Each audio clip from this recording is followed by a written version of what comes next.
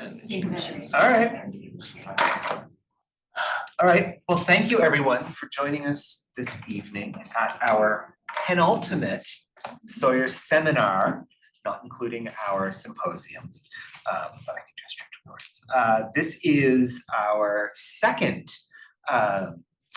Recuperating Forgotten Narratives seminar, in which we're delighted to be joined by Professor Ayesha Hardison from Kansas University.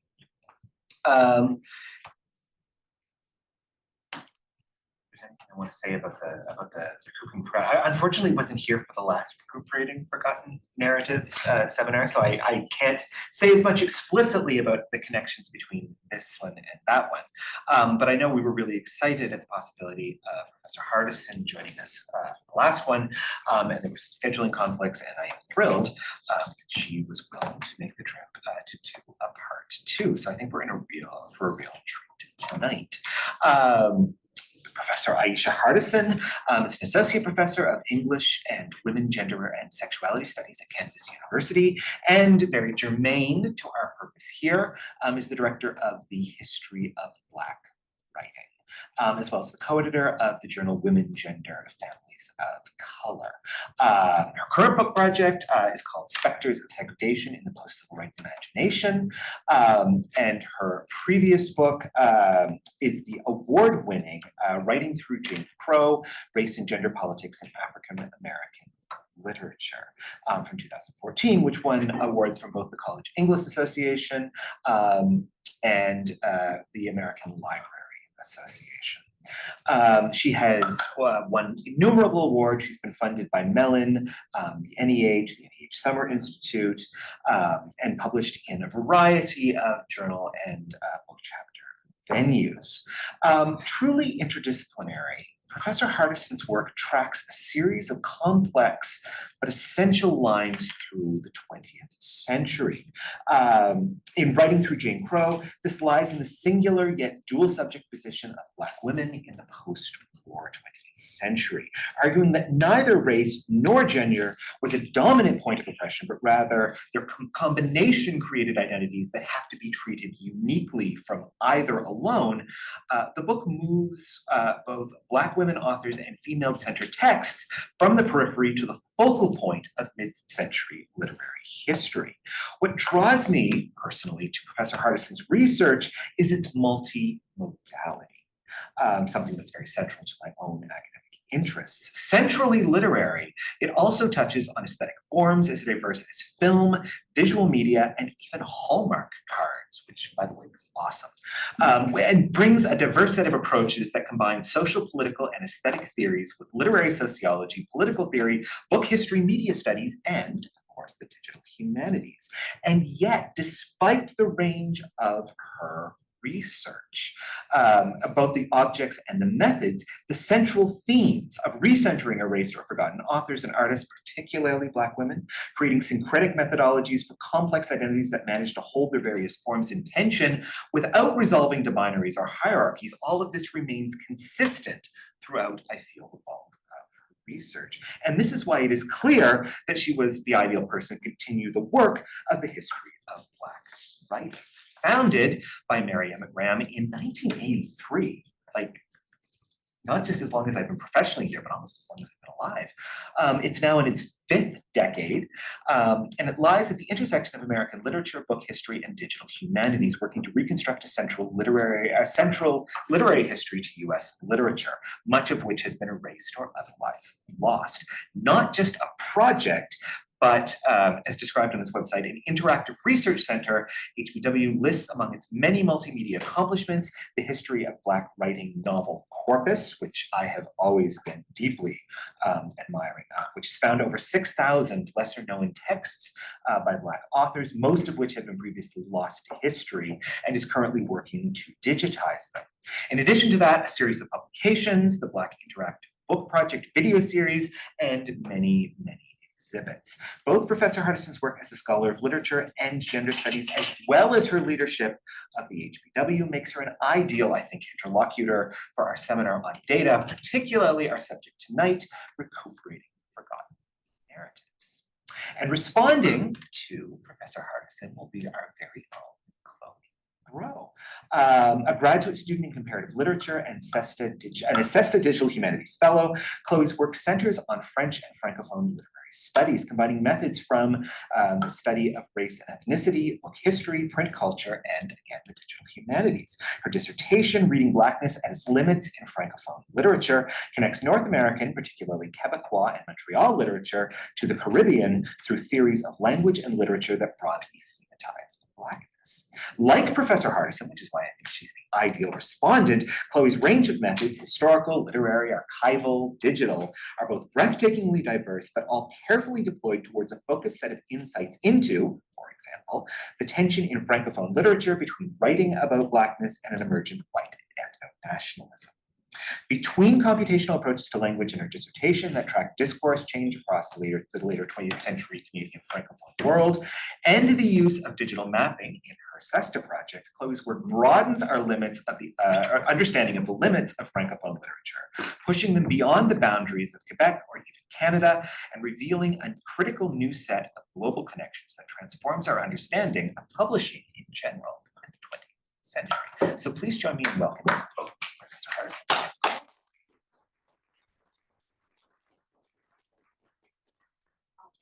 Thank you for that very comprehensive introduction. It makes me think that I perhaps should have cut some of what I had planned to talk about today. But thank you, Mark. And thank you to the Center for Spatial and Textual Analysis for inviting me to participate.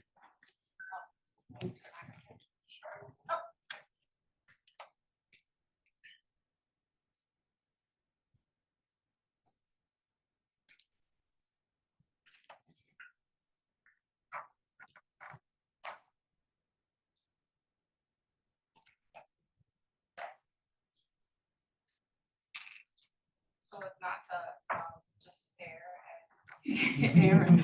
I'll just continue my thanks. I want to thank the Center for inviting me to participate in the Mellon-Sawyer Seminar, but I also appreciate the efforts of Mark, as well as Nicole Constantine and Jonathan Clark for getting me here. And I am particularly in this appropriate for this stand right here. I'm particularly grateful to Aaron for his organization and communication in planning my visit, as well as Aaron, your kindness for accommodating me when I needed to reschedule. So I'm happy to be here, and I look forward to be in conversation with you all today.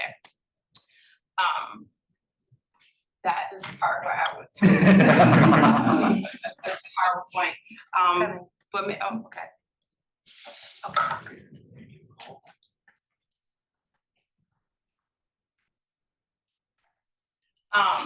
So as Mark said, I'm a faculty member of the Departments of English and Women, Gender, and Sexuality Studies, and I am also the director of the History of Black Writing. My research focuses on 20th century and contemporary African American literature by exploring questions about literary history, that is, identifying the traditions, reoccurring trends, as well as its disjunctures to deepen our understanding of it. Thus, my work has considered why we study canonical writers as well as why lesser known writers garner limited critical engagement, especially African American women writers, in order to chart the tradition's literary history. So I'm interested in how we define specific periods of Black cultural production, as well as its various genres and conventions. Similarly, HBW is committed to both maintaining and rethinking African American literary history. As part of my presentation today, I will provide a brief overview of a history of HBW, an introduction to HBW's projects, including, as Mark referenced, the Black Book Interactive Project, which is the biggest component of HBW, as well as an example from the BPEP Scholars Program. I'll also give a brief introduction to HBW's material archives and a nod toward HBW's or some of HBW's next step. So this is including an upcoming project that will debut later this year, as well as my exploratory thoughts about what data, despite its advantages, might not be able to capture. In 2023, HBW, as Mark referenced, celebrated its 40th anniversary. Founded by Dr. Mary McGraham at the University of Mississippi, the multifaceted project has made recovery, preservation, and programming about African American literature its mission. In collaboration with numerous scholars, university and public librarians, community partners, and student staff, HBW has built an inventory or corpus of fiction to first challenge how Black authors have traditionally been left out of the canon of American literature, and now to challenge how Black literary studies has been largely neglected within digital humanities. This Mellon-Sawyer Seminar's interest in recuperating forgotten narratives is at the root of HBW's establishment and the project's evolving approach to building an archive of texts by Black authors, which presently primarily consists of African American novels. The idea for HBW began to form when Mary Emma, then a graduate student, searched library archives for the work of Black writers outside of that routinely taught and studied at the time. Throughout her academic career, Mary Emma has worked to reclaim lost works, to change how scholars, students, and everyday readers encounter and relate to the tradition. She launched HBW, initially named the Afro-American Novel Project, by collecting books from home basements, photocopying books from libraries, and reproducing out-of-print books. This is just a sketch of HBW's growing legacy, especially during its 27 years at KU. For more about HBW's accomplishments during its 40-year history, I invite you to review an interactive timeline created by former HBW undergraduate student staff member Mona Ahmed, and this is located on HBW's website. You can also find out more details about HBW's corpus by watching a short video produced by Dr. Howard Ransby, a faculty member at Southern Illinois University, Edwardsville, and a longtime partner of HBW. HBW's archive building started with creating a database of African-American novels, which to date, as Mark mentioned, totals nearly 7,000 titles. And with the advent of new technologies, HBW's inventory has transitioned from a database and a print library into a digitization project. So even in its current in-progress state, HBW's novel corpus, which includes works from the beginning of the African-American literary tradition to those published in 2023, has proven itself invaluable. In a recently concluded Mellon-funded collaboration with the Hathi Trust Research Center, HBW's corpus is a featured collection in the Hathi Trust Digital Library. HTRC's main objective was to invite researchers to create collaborations from Hathi Trust's volumes that would use HTRC tools and services for analyses that could be shared and cited. From the project, we discovered that out of over 3,000 titles, roughly 65% of HBW's inventory at the time was not represented in the Hathi Trust Digital Library, which is a large-scale collaborative repository of over 18 million books. So moreover, only 4.6 of these missing texts were able to be added to fill this gap. So that is to say the majority of HBW's inventory was not included in either Hathi Trust's digital collection or on the shelves of the library HTRC partnered with to expand its holdings in African American literature. The most popular Black writers found were canonical and prolific, like Frank Yerby and Toni Morrison, while the majority were published in the 1990s and more broadly post-1960. Thus, in some ways, the expansiveness of the African American literary tradition continues to be a forgotten narrative in the context of digital archives. Through the processes of cataloging, digitizing, and public programming, from NEH institutes to sponsored talks, HBW promotes research, teaching, and broad engagement with the tradition. HBW has increased the accessibility and utilization of its corpus through the Black Book Interactive Project, or what we call BPIP, which was developed with the help of several key partners and several external grants. Since it began in 2010, BPIP has digitized more than 3,000 books, making HBW's corpus the largest of its kind. Currently, about 1,000 of these texts are accessible through an interface called Philologic, as part of a collaboration with the Textual Optics Lab based at the University of Chicago. HBW's Philologic collection includes Black writing from a range of genres spanning the late 19th century and the late 20th century. One of the earlier texts is William Wells Brown's novel Hotel, which was published in 1853, while one of the later texts is Walter Mosley's Devil in a Blue Dress, which is published in 1990. Philologic allows users to mine full text with a single term, a phrase, or a proximity search to reveal thematic and aesthetic patterns. However, access to the collection is limited as only 55 works are publicly accessible due to copyright restrictions.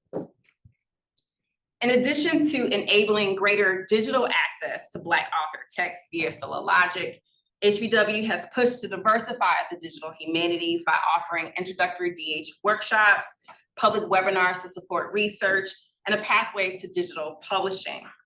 HBW's Big Pip Scholars Program, which is a professional development series gathering literary scholars and digital humanities practitioners, has unrestricted access to HBW's texts featured on Philologic, as well as its inventory of titles. One of the most impressive projects to emerge from the BPIP Scholars Program is Jacinta Sappho's Essence Book Project. Sappho's study of a subset of digitized fiction from HBW's novel corpus, the nearly 500 titles that form the Essence bestsellers list from 1994 to 2010, reveals more nuanced ways to appraise the intersections of culture and access when networks like Essence, which created its bestsellers list from sales data collected from independently owned Black bookstores in the US, supplant hegemonic culture authorities on Black writing and reading. So as Sappho's project reminds us, sometimes recuperating forgotten narratives means valuing works already in plain view and within recent history that remain understudied. Richard Jean So utilizes HBW's novel corpus in his book Redlining Culture to expose the persistent discriminatory practices within post-war American literary culture, obscured surprisingly in part by African-American literary scholars. Despite the increase in Black literary production and recognition celebrated by literary scholars, So contends that white authors' prominence within the publishing and critical landscape does not fundamentally change between 1950 and 2000. Data at the scale of thousands of texts document cultural redlining, or what So describes as an unchanging racial inequality among mainstream book publishers, book reviewers, and book prizes. At stake, he writes, quote, is how we think about the relationship between data and cultural history and the relationship between numbers and reading. So in an effort to determine literary distinction as manifested in diction, syntax, style, narrative, So compares American best-selling novels listed in Publishers Weekly, prize-winning novels identified by select literary scholars and creative writers, and a sample of approximately 200 novels, including a mix of popular and prestigious texts from HBW's corpus. So's language model finds that prize-winning and best-selling novels have textual features that distinguish them from the writing by Black authors.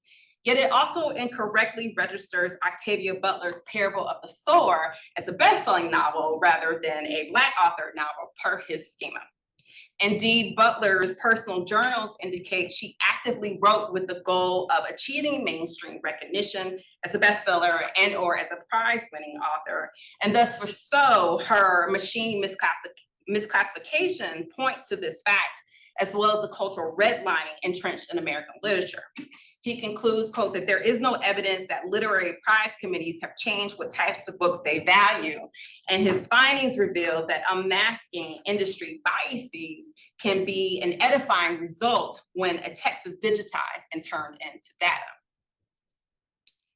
HBW's discrete digitization project includes the BPIP student staff team identifying books and verifying their authorship, particularly those published before 1970, as well as scanning books and then converting the PDFs into machine-readable text formats. In conjunction, HBW's data tank team gathers metadata or descriptive information about the book. HBW is still in the first phase of collecting this data, which is focused on noting bibliographic information such as publication date, publisher, and the book's critical recognition from Pulitzer to the Nebula Award. The next phase of data collection, such as logging the novel's narrative voice, literary period, and genre, requires added knowledge of African-American literature and literary research methods. Eventually, the data tank team will turn to noting thematic features, including representations of dialect, for example. These features will be identified with a project partner's coding script to semi-automate this part of the data collection process. The team will review tagged excerpts with intermediate reading and confirm their classification per our schema. Related to, but distant from SOL's project, HBW aims to generate a metadata schema that accounts for difference to circumvent the cataloging practices obscuring Black author texts. For example, in the article In Search of Zora When Metadata Isn't Enough, a 9-person team led by Nicole M. Brown, which I believe was here at Stanford, conducts a study using statistical topic modeling to examine 800,000 documents within HathiTrust and JSTOR. The authors implement a metadata revision methodology to rescue 150 documents that were either not previously cataloged or cataloged in such a way that Black women's experiences are either lost or erased. Brown and her co-authors project illustrates then not only the importance of accessing digital collections, but also culturally informed metadata. So in this vein, HBW has devised a schema to account for the nuances of race within data-driven research. Essentially, our schema attempts to account for a distinct Black aesthetic, invoking the work of 1960s and 1970s Black literary scholars and writers to counter the whitenizing of the digital humanities. Historian Nashani Frazier and Hillary N. Green, along with human geography scholar Christy Hyman, call for Black digital humanities to reflect a Black aesthetic in a project's transmission of culture, methodological practice, and liberatory outcomes.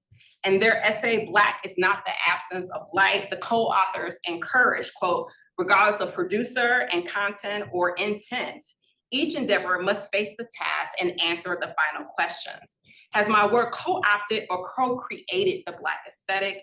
Have we offered Black audiences a reflection they can recognize and a piece of themselves in the cyber world? HBW's metadata curation will lead to literary analyses beyond individual texts to data visualizations, identifying patterns that trouble period-bound literary movements, as well as recast outliers amid familiar cadres of writers. We intend for our digitizing metadata and resulting digital exhibits to recuperate forgotten narratives and preserve their cultural aesthetics to maintain Black writers' creative innovations, within our digital archives. Presently, one of the ways HBW utilizes and promotes BPIP's work is through the Black Literary Suite, a recurring program designed to introduce fiction organized under a specific theme to a broad reading public. Some of HBW's past digital exhibits for the Black Literary Suite have expanded the project's inventory in rich ways. For example, this interactive map designed by a former HBW graduate student staff member named Sandra Jacobo uses place to situate select Afro-Latinx and Afro-Latino American writers in order to visualize the title of the exhibit, Black Beyond Borders. Drawing on her dissertation work, Sandra was interested in centering countries and identities often ignored in the studies of Latinx, Latin American diaspora, as well as the African diaspora, from Afro-Cubans and their nation state to Afro-Puerto Ricans and Afro-Mexicans in the US, to demonstrate how Blackness and Black writing is multifaceted and contains a multitude of experiences. Before turning to HBW's next project on the horizon, I want to quickly acknowledge that in its 40 years of recovery work, HBW has not only archived texts, but also amassed an archive of its endeavors. Due to the archiving orientation of HBW's founding director, the project has documented its various activities, as well as served as a custodian for other collections and cultural artifacts. When I became the director of HBW in 2021, it was my goal to continue to organize and digitize these ephemeral materials, with the latter in partnership with the National Museum of African American History and Culture, for future public display and ultimately public use.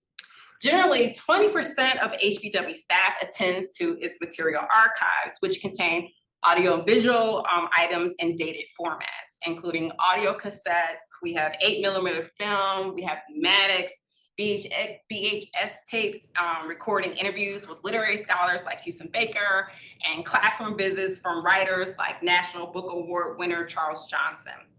Meanwhile, HBW's print ephemeral entails publications such as out-of-print magazines and journals, unpublished items such as manuscripts and syllabi, as well as papers related to the business of the project, such as correspondence and posters.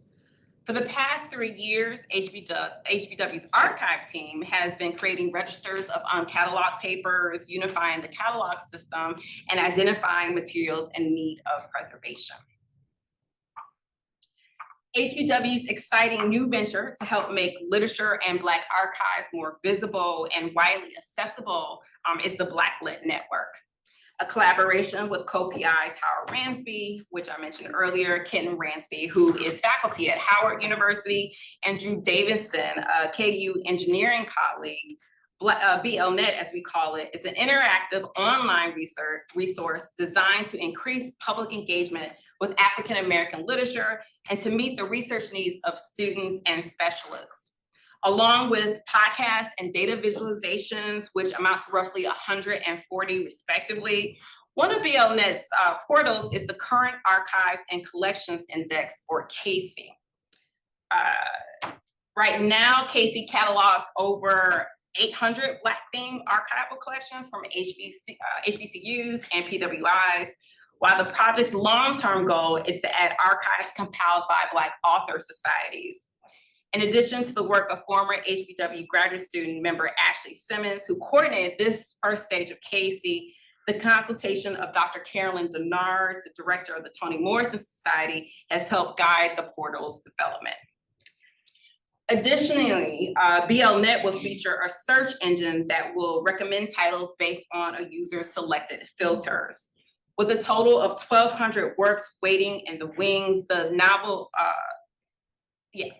with a total of 1,200 works waiting in the wings, the novel generator machine, which is featured on the right side of this slide, is founded partially on HBW's corpus, and it has extended our inventory by delving into the work of African writers. When launched this fall, BLNet's media and data-rich portals will stimulate various kinds of conversations about Black literature among a diverse user community of educators, scholars, and a general reading public. We intend for this extensive collaborative project to broaden the tradition's visibility and usability. And as we anticipate the debut of BLNet in the fall, a new era of HBW will begin with the project's move to Indiana University this fall, where I will join the English department and continue to sustain HBW's legacy and long-standing networks. Whereas the majority of my presentation, I hope, conveys the benefits of digital humanities for African-American literary studies, I conclude this overview of HBW with a brief reflection on what might remain irretrievable when texts are digitized and turned into data. I'm aligned with literary and digital scholars' commitments to techniques that bridge the quantitative and the qualitative, that couple distant reading and close reading to grapple with what might be delayed, neutralized, or misdirected by data and traditionally objective methods. I too am invested in sustaining the humanity in digital studies, or what Kim Gallen terms a technology of recovery, characterized by efforts to bring forth the full humanity of marginalized people through the use of digital platforms and tools. For HBW, the recovery of Black humanity within its various digital projects has foregrounded the recuperation of Black writers and intrinsically their imaginings of Black humanity. Yet, as my own literary studies work has turned to African-American romance novels, which are compelled and supported by Black women, I wonder about the ways scholars can attend to the humanity of Black readers within literary digital humanities studies, not as consumers or teachers or specialists, but as actors and book club critics and community makers. Whereas the average user of HBW's corpus and metadata is likely to be scholars and practitioners, our imagined interlocutor is actually an everyday Black reader. So, and it is in the genre of romance, perhaps, that marks one of the clearest connections between Black books and Black people. So romance is the second best-selling genre in the US fiction market, and Black romance has dominated the multicultural romance subgenre since the 1990s. Notably, the results of a 2014 Pew Research Center survey suggest that the intersectional demographic most likely to read a book in the US is a college-educated Black woman. Therefore, the data tells us Black women read books, but still, what does love have to do with it? Almost 20% of HBW's inventory is romance fiction, and though our metadata schema will spotlight things like dialect and even resonances of violence, we don't account for love. In the introduction to her edited collection, Black Love Matters, Jessica P. Price surmises, quote, "In the end, it comes down to this. There is something utterly transformative about being exposed to Black love, whether in a book, on screen, or in real life," quote. So my query about what does love have to do with reading then, or to use Price words, how do we measure something utterly transformative in digital humanities studies is a shift to reconstitute the reader once a book has been filtered into its textual features.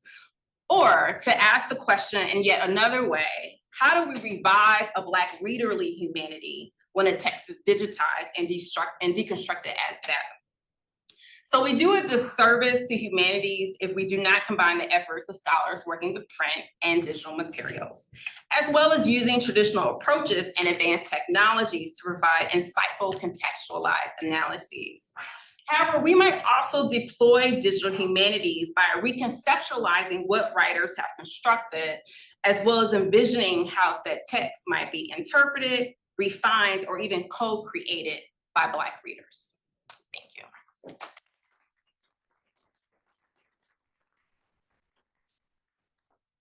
And I just want to acknowledge, of course, my predecessor, Miriam Graham, but also Brendan Williams-Child, who was a former graduate student, and Walter Sowers, who is a current undergraduate working with HBW. And this is information for Miriam, myself, and Sarah Arbus-Lint, our project manager, if you want to follow up with questions. So I look forward to engaging and hearing your remarks.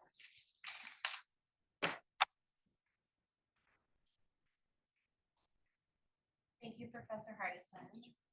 Oh, should I stand here to speak? Well, if you like it there, what would you like? Yeah. I'll sit over there.